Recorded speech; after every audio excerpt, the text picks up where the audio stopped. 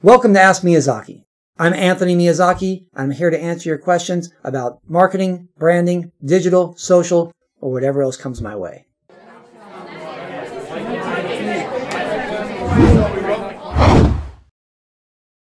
John asks, if you had to choose only one social media platform that you can use, which one would it be? John, what kind of question is that? That's like asking me which of my kids I want to keep, and the answer is all of them. I can take your question two different ways. Okay, first of all, if you're asking me which would I like to use on a regular basis, the answer for me is easy. YouTube. Over 500 hours of content put onto YouTube every single minute. There's enough content on YouTube to make me happy and never be bored for the rest of my life and whatever multiple lives I might have after that, right? There's so much content there. Now, if I were to talk about things like Facebook, I like Facebook for the interaction, but frankly, I do get bored on occasion. Twitter, I can't stay on Twitter all day long. It won't work for me. Instagram, whatever else. So easily, YouTube would be my answer. Now, if your question's being asked from the perspective of which one I would like to use for branding myself, then my answer is an easy one as well, but it's not YouTube. In this case, if I only could use one, I would use LinkedIn. Why LinkedIn? Because on LinkedIn, I can connect with people professionally. I can write articles. I can put up videos on there. I can have images. I can do pretty much everything on LinkedIn that I want to do to help build my brand. But the reality here is I don't have to stick with just one, right? We can use multiple platforms. In this particular case, I think using LinkedIn is great. I think using YouTube is great. I think using Twitter is great for getting the message out.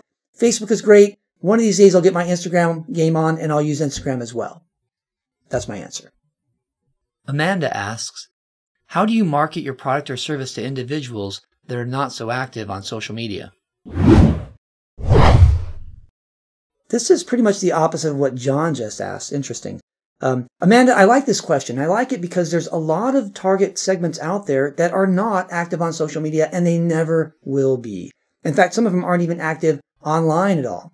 But we can still reach them. What we have to do is we have to find out where they are active. And when I say active, I mean in two different ways. One is, where are they active in receiving communication? Did they receive it from television, from radio, from reading? Where do they get their communication? And then the other side is, where are they active socially? It may not be on social media, but maybe it's in actual real face-to-face organizations that they're a part of, and find them there. So, very simple, straight to the point answer, and that is, find out where they're active, whether with communication or with their actual social lives.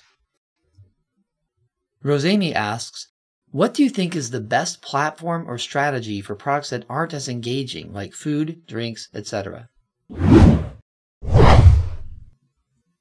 Food? We love food. Humans love food. And we love to talk about our food. We love to share pictures of our food.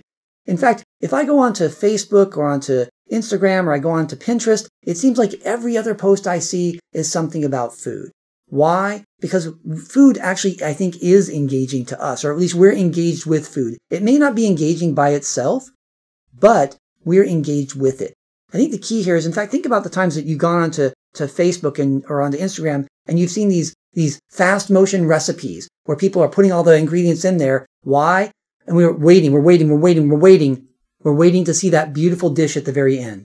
We may never do that recipe. We may never make that food, but we want to see what it looks like. And then they take out a little slice of it and they pull it up there and we think, oh, that's what I want. I want to have that food. It is engaging. I think the key here is for us to think about how we present that when we're presenting it on social media. I think of like an artist that has created some type of a piece of art. It's in a museum, and the artist goes to the museum and sees that art on the wall, and she notices that it's not being lit up the way it should be lit up. And the same thing happens with a chef. The chef makes something, and when it's delivered to the customer, the chef wants it to be delivered in the way that the chef prepared it.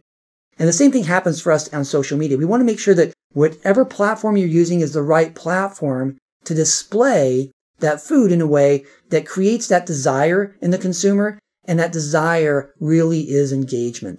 So whether it's a Pinterest thing or it's Facebook, wherever it happens to be, you want to make sure you make that. In fact, if you could do it on YouTube, make a video of the food.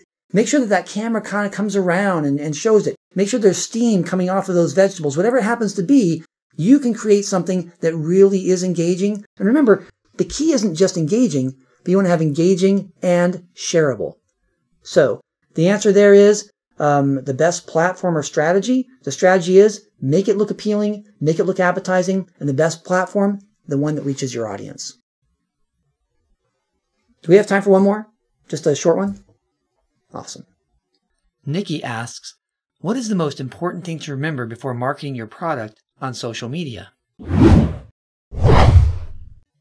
Nikki, I'd say there's a couple things. First of all, make sure that your product is appropriate for your target audience. It doesn't mean you have to have the best product or it has to have the best features, but it has to be appropriate for what they particularly want. The next thing is make sure that the communication that you give them on social media is something that will get them engaged, get them to build a little bit of desire in them to investigate your product more. You're not going to make the sale on social, but you're going to get that engagement, you're going to get that desire built up a little bit so that they can come in there and find out a little bit more information. And then finally, create a storyline on social that involves the people that you're connecting with on social media. Try to get them involved in the storyline. Try to get them to talk about the product or talk about the problem that your product solves. The idea there is to not walk into social blind and just put some information out there. You've got to have a plan in place. You've got to try to think about what it is you're trying to do with your social and make sure that you do it. Okay, that's it for today.